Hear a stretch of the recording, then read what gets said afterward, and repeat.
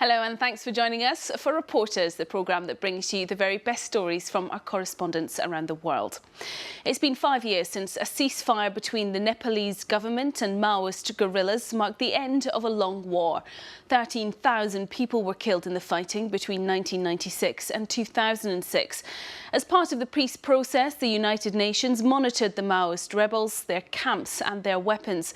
But on January the 15th, earlier this year, their mission came to an end. Now the country's new president, who's only been in the job for 2 months, faces the difficult task of integrating former Maoist troops into the government army and quell fears of a repeat of the violence that scarred the country for 10 years. Our correspondents have been to meet Nepal's last Maoists. A military ceremony, a historic day for the country.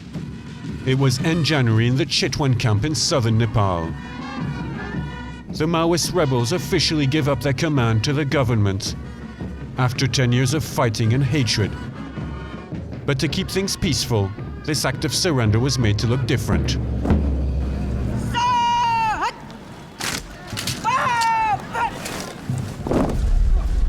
Since the ceasefire 4 years ago, the United Nations ensured that the Maoist and the official army coexisted peacefully. The UN has just left the country. The Nepalese must manage things on their own. Today, the Maoist rebels have accepted to be integrated into the army in the future. You will become members of government security agencies, adhering to the apolitical neutrality, professionalism of the current members. But the Nepalese are skeptical and worried. We don't trust the government or the Maoists. This doesn't make any sense to me. It's just a show off. Let's wait and watch what's going to happen in future. Everyone has the same thing in their mind, the memory of the war that started in 1996. 10 years of confrontation. Maoists had their strongholds in many villages of the country. 13,000 people were killed. In 2006, the rebels agreed to a ceasefire and managed to get the king overthrown. The democratic era begins in Nepal. The former enemies will soon be wearing the same uniform. As he accepts to fight for the government, Commander SANTOSH, in a uniform straight out of the Chinese Cultural Revolution, seems to give up on the armed struggle. Our army shouldn't anymore be the army of a party. After the integration, we will become the national army, and therefore we will have a positive role in the peace process. It is our only mission. Thank you.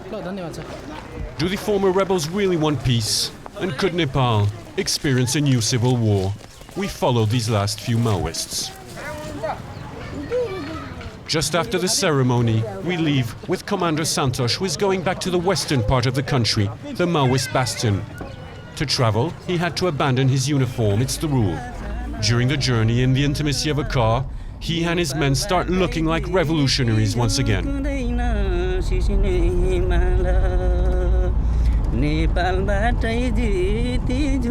Their words are less peaceful.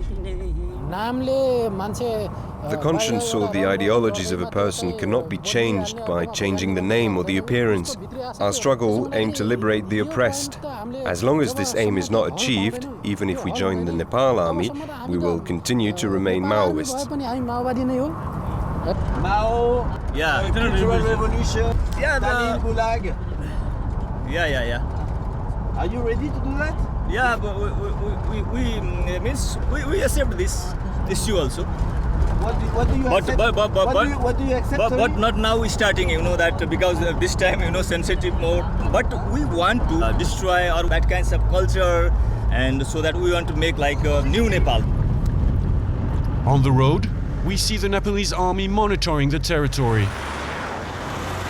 As the car stops, the commander SANTOSH shows us the pistol that he always carries. The Maoists are often accused of having hidden weapons at the end of the conflict and secretly getting ready to resume the war. The weapons that we carry are only for our personal security. Everything is legal.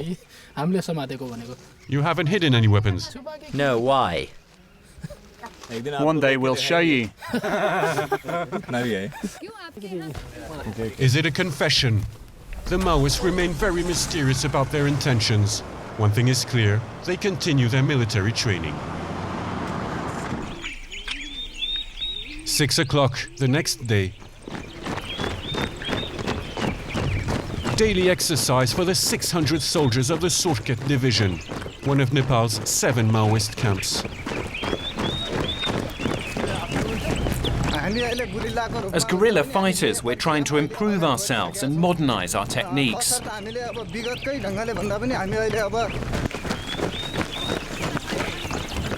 However, since the ceasefire, their weapons are here, under the lock. They don't have the right to use them. So they practice with wooden weapons.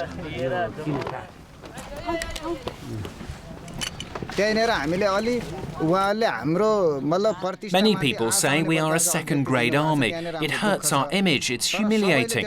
I disagree.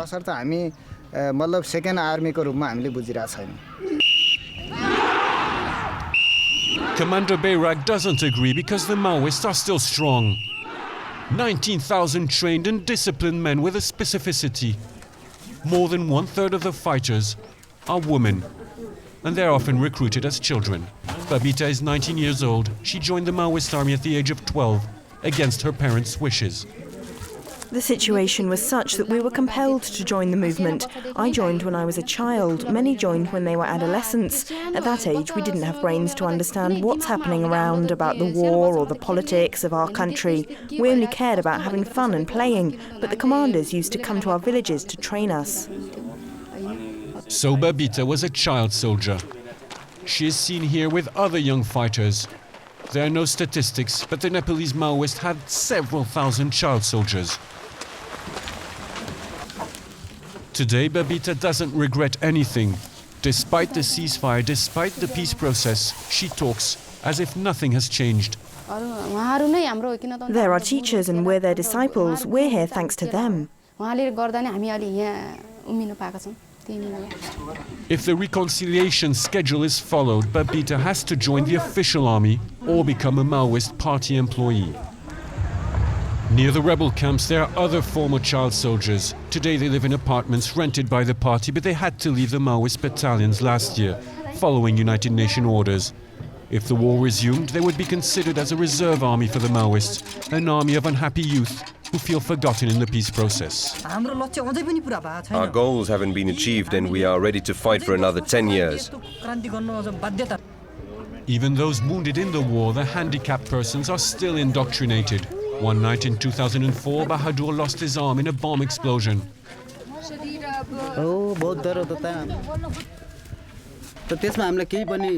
We're proud of our sacrifice. What we feel, what we do, it's of no importance. We're just sad about not fighting anymore. Today we're happy with the government. If they betray us, we're ready to become human bombs and blow up anywhere. It is this unfailing determination that has had the anti-Maoists worried.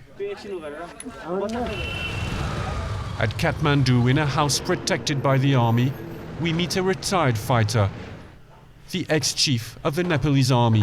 He led the charge against the guerrilla. He firmly believes that the Maoists, once integrated into the army, want to take over its control.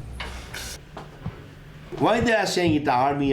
Because for them, it is only the Nepalese army that is still intact, away from politics, away from the ideological indoctrination and political motivation, and they need to destroy that. If the Nepalese army is destroyed, there is nothing that can pose an obstacle to them. That is the design, that is the agenda. Now, should they be allowed to do that? This fear of the Maoists is paralyzing the political affairs of the country. The political parties are delaying their integration into the army, and the governments fall one after another. So in this small country, as we leave the city to go deep into the countryside, the villagers sometimes miss the monarchy. 9 million Nepalese, 1/3 of the population, continue to live with less than €8 a month. The multi-party system doesn't bring justice to us. What have the Maoists done for us? We're the government. We poor remain the victims. When the king was here, we could at least move around freely, earn a living, and eat peacefully. Now the situation is unstable.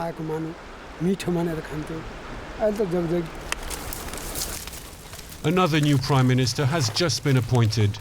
The situation will remain unstable as long as Nepal won't reintegrate the Maoist guerrillas into the society. Only then Will Nepal be able to bury the ghosts of the war once and for all? Well, that's it for this edition of Reporters. You can watch this story and all our other reports again on our website. That's at france24.com, france24.com. Until next time, bye for now.